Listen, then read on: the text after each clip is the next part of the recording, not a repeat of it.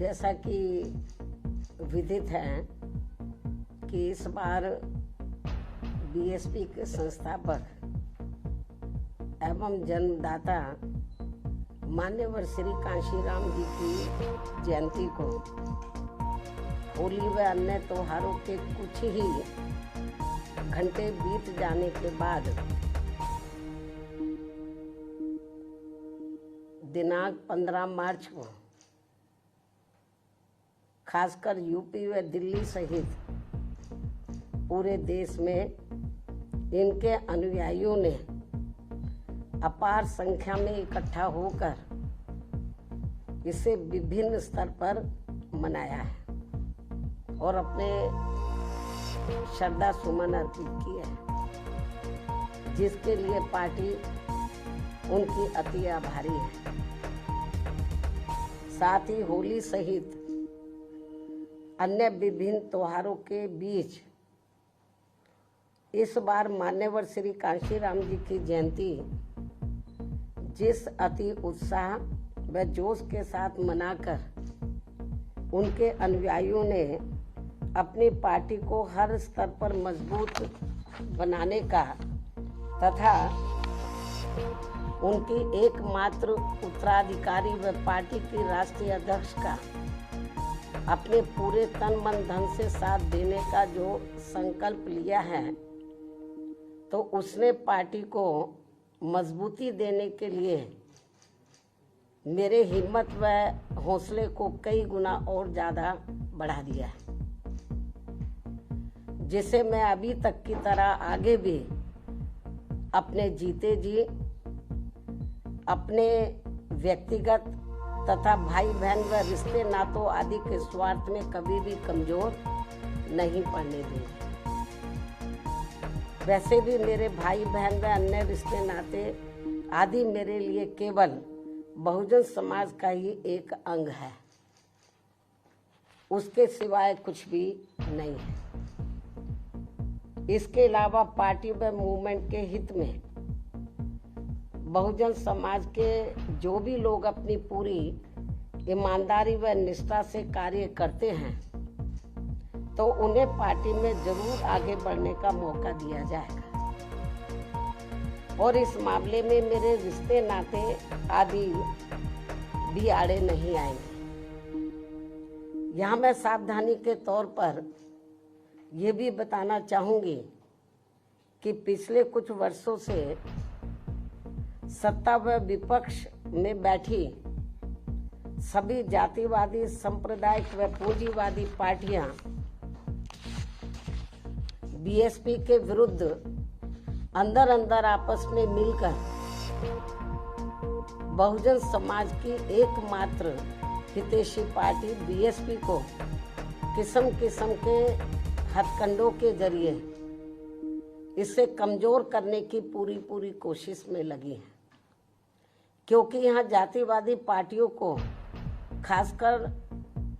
सन 2007 में यूपी में बीएसपी का अकेले ही पूर्ण बहुमत के आधार पर सत्ता में आना अभी तक भी उनके गले के नीचे से कतई भी नहीं उतर पाया और तभी से यहाँ सभी जातिवादी व खासकर दलित विरोधी पार्टियां किस्म किस्म के हथकंडे इस्तेमाल करके बीएसपी को कमजोर व खत्म करने में लगी है। इसी प्रकार बाबा साहब डॉक्टर भीमराव अंबेडकर के जीते जी भी इन्हीं जातिवादी पार्टियों ने इनके कारवां को किस्म किस्म के हथकंडे इस्तेमाल करके उसे कमजोर व खत्म करने का पूरा प्रयास किया था, जिसे बाबा साहब ने व बाद में मान्यवर श्री कांशीराम जी ने भी इनके मंसूबों को पूरा नहीं होने दिया है। और अब मैं भी अपने बहुजन समाज के बलबूते पर इनके इस मंसूबे को किसी भी कीमत पर पूरा नहीं होने दूंगी। ये मेरा पार्टी के लोगों को वायदा है, जिसके लिए मुझे अपने बहुजन समाज का हर स्तर पर साथ मिलना भी बहुत जरूरी है। और अच्छी बात यह है कि बहुजन समाज पूरे तन मन धन के साथ अब मेरे साथ खड़ा है। अभी भी खड़ा है। इतना ही नहीं बल्कि दलित व अन्य उपेक्षित वर्गों के लोगों को ये मालूम है कि ये लोग यूपी में बीएसपी की पूर्ण बहुमत की सरकार बनने से पहले यहाँ जातिवादी उच्च वर्गों के लोगों के सामने, यानी कि जो बहुजन समाज के लोग हैं, खास तौर से दलित वर्ग के लोग, यहाँ जातिवादी उच्च वर्गों के लोगों के सामने ना तो चारपाई पर बैठ सकते थे और ना ही उनके बराबर की कुर्सी पर भी बैठने की हिम्मत जुटा सकते थे। लेकिन सन 2007 में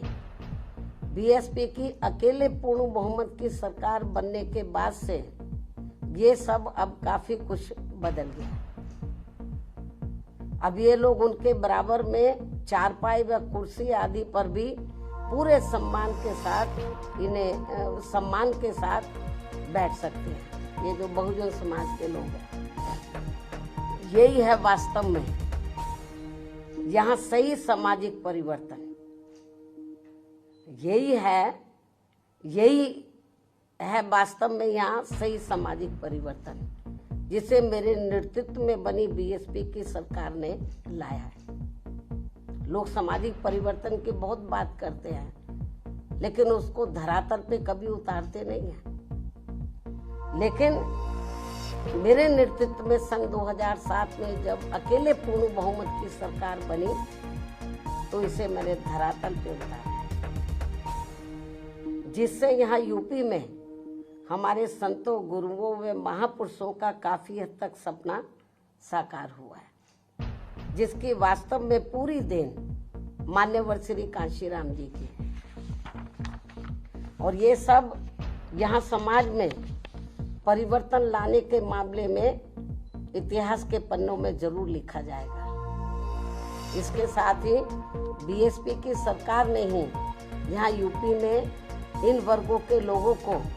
यानी कि बहुजन समाज के लोगों को काफी हद तक अपने पैरों पर खड़ा किया है। अपने संतों, गुरुओं व महापुरुषों को भी विभिन्न स्तर पर पूरा आदर सम्मान दिया गया है, जिसे लोग कभी भी नहीं भुला पाएंगे। लेकिन ये सब यहाँ सभी जातिवादी पार्टियों के गले के नीचे से अभी तक भी नहीं उतर पा रहा है। इसलिए अब वे इन वर्गों में से स्वार्थी किस्म के लोगों को आगे करके उनके जरिए विभिन्न नाम पर अनेकों छोटे छोटे संगठन व पार्टियां आदि बनवा के बीएसपी की इस ताकत को बांटकर इसे कमजोर करने में लगे, जिनसे बहुजन समाज के लोग जरूर सचेत रहे। यही समय की मांग है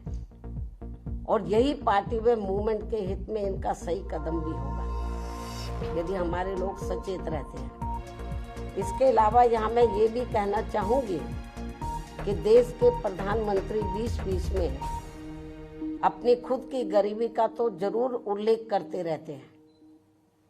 लेकिन इन्होंने दलित व अन्य उपेक्षित वर्गों के लोगों की तरह यहाँ कभी भी कोई जातीय भेदभाव नहीं झेला है,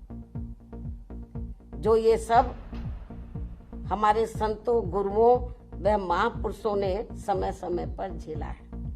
जिसे अभी भी इनके अनुयायी काफी हद तक झेल रहे हैं। इसलिए पार्टी के मिशनरी व परिपक्व लोगों से आज मेरी ये भी पुरजोर अपील है कि वे ये सभी जरूरी बातें अपने बच्चों व खासकर युवा पीढ़ी को जरूर हमेशा बताते रहे, जिनको तैयार करने की भी वास्तव में सही जिम्मेवारी इन्हीं लोगों की ही है। इस उम्मीद के साथ ही अब मैं पुनः होली आदि के त्योहारों के बीच में इस बार मान्यवर श्री कांशीराम जी की जयंती बड़े जोश व उत्साह के साथ मनाकर इनके अनुयायियों ने जो उनको अपना पूरा आदर सम्मान दिया है तथा मेरे साथ साथ इनके करोड़ों अनुयायियों का भी काफी हौसला बढ़ाया है, उन सभी का हार्दिक दिल से आभार प्रकट करते हुए अब मैं अंत में यही कहना चाहूंगी कि इस समय संसद सत्र चल रहा है, यह आप लोगों को मालूम है, जिसमें देश में आम जनहित के मुद्दों पर कम बल्कि अपने अपने स्वार्थ में राजनीति करने पर ज्यादा जोर दिया जा रहा है, जो ये अति चिंता की बात है। साथ ही पिछले कुछ समय से वक्फ बोर्ड पर भी सत्ता व विपक्ष द्वारा जो राजनीति की जा रही है, तो ये भी अति चिंता की बात है। और यदि ये मामला समय रहते आम सहमति से सुलझा लिया जाता तो ये ज्यादा बेहतर होता। केंद्र